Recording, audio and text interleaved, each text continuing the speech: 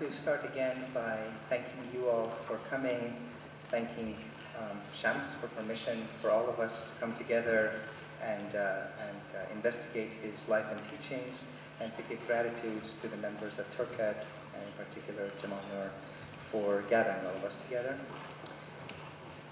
The centrality of the relationship between a spiritual mentor, a peer or a sheikh, and a spiritual seeker, a murid, is one of the cornerstones of the Sufi path in Islam. This relationship, which goes back to the very example of the relationship between the Prophet, Hazrat Peygamber, and Imam Ali, is typically described as a vertical relationship which includes aspects of submitting one's will not just to God, but in a meaningful way to the Shaykh as well. Yet there are few relationships in the history of Sufism that complicate this picture of a vertical relationship by moving towards a horizontal model of complementarity, of transformative love, and ultimately of a mirror-to-mirror mutual reflection. What happens in these relationships is exactly what happens when two mirrors are placed in front of one another. Whatever is placed in between these two mirrors witnesses a reflection all the way out to infinity. And so it has been with Mawlana and Shams. Each is a mirror for the other, and yet there is something transformative, redemptive, and even alchemical when their pure hearts come to share in this fellowship, friendship, and companionship, sohbat. And they come face to face in this mirroring relationship that extends all the way to God's infinity. This is what Mawlana says: Shams al-Haqq Tabrizi dar Ayna safat gar ghayr khuda binam basham badtar az kafir. O Shams al-Haqq of Tabriz, if I see anything other than God in your pure mirror, I am worse than an infidel. In this paper, I will touch on three reflections: the reflection of Shams in Mawlana's writings, the reflection of Mawlana in Shams's writing, and then take a step back to reflect on the ongoing mutual reflection and transformation after the earthly disappearance of Shams. I will end by pointing out that it's this lingering transformation that has a great lesson for all of us today and every day who aspire to their own Shams and Mawlana encounter onto infinity. So the first part is about Mawlana on Shams in the Masnavi. For good reason, the most common attempts to locate Shams in Mawlana's writings have focused on the Divan-e-Kabir or the Divan-e-Shams. Even the name Divan-e-Shams demonstrates that Mawlana refuses to take authorship for the Divan, instead hiding his own identity in Shams's pen name. This was a remarkable feat for pre-modern poets who used their poetic pen names, typically mentioned in the last lines of their ghazals, to stamp something like a trademark on the poems. In this case, Mawlana refers not to his own name, but rather to Shams's, an act of spiritual humility and an acknowledgement of Shams's impact on Mawlana's transformation.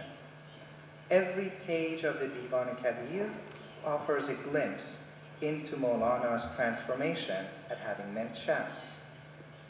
Pir man o murad man, dard man o dawai man, fash beguftam in sukhan, Shams man o khuday man, az to be haq rasideam, ey haq guzar man, shukr to ra sitadeam, Shams man o khuday man. My peer, my desired one, you are my ailment, you my cure.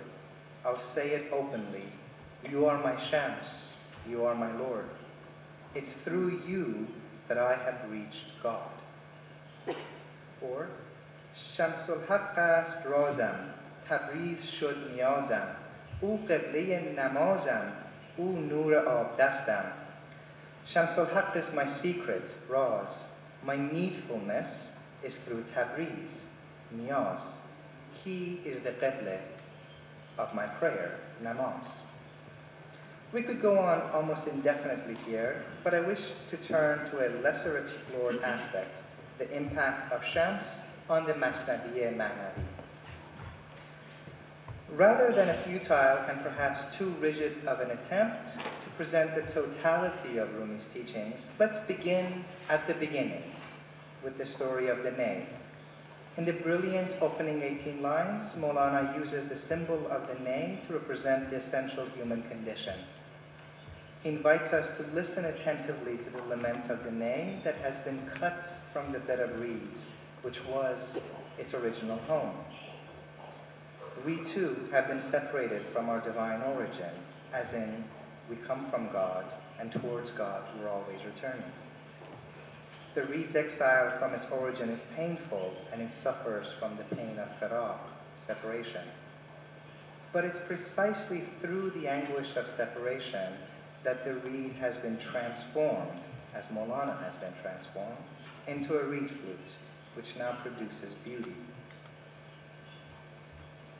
It is this fire of love, this ishq, that burns away all impurities, even as it transforms the kham, the raw, to the cooked, to the spiritually mature. Before moving on to the first full narrative, the story of the king and the maiden, Mawlana reminds us that the tales being told are in fact the reality of our own condition. In other words, these stories are not about characters outside of our being, but rather they correspond to our own spiritual faculties and tendencies. In this tale, the maiden suffers from an ailment that no physician has been able to diagnose, except for a wise soul who's able to identify this affliction as extreme love. Illat ashiq z illat ha judast. Ishq as surlab asrar khudast. The affliction of love is apart from all other afflictions. Love is the astrolabe of divine secrets. Mawlana, ever the master of 1,000 lines of poetry, using every conceivable image to speak about love, here confesses that love transcends mere human words.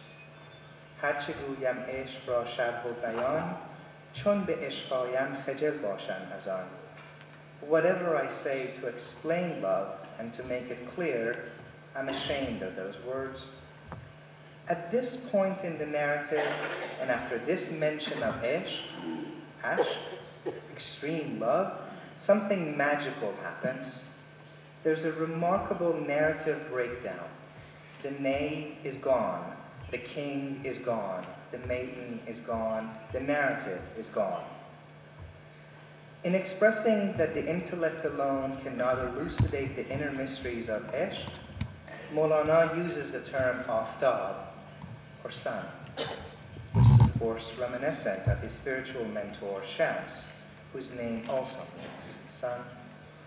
Aftab amad dalil aftab, ger dalilat bayad az vei ru matab. Sunshine reveals its true nature in each ray. So if it's proof you want, just look this way. As vei arsaye nishani midahad, Shams hardam nur jani midahad. Shadows can indicate what's shining bright, but it is the sun which fills your soul with light. So now Mawlana has spoken of Shams, and we go from talking about sun to talking about the son of faith, Shamsuddin. From here, the intensity picks up, as do the frequency of the mention of Shams's name. With each mention, the fervor in the narrative intensifies until reaching a zenith.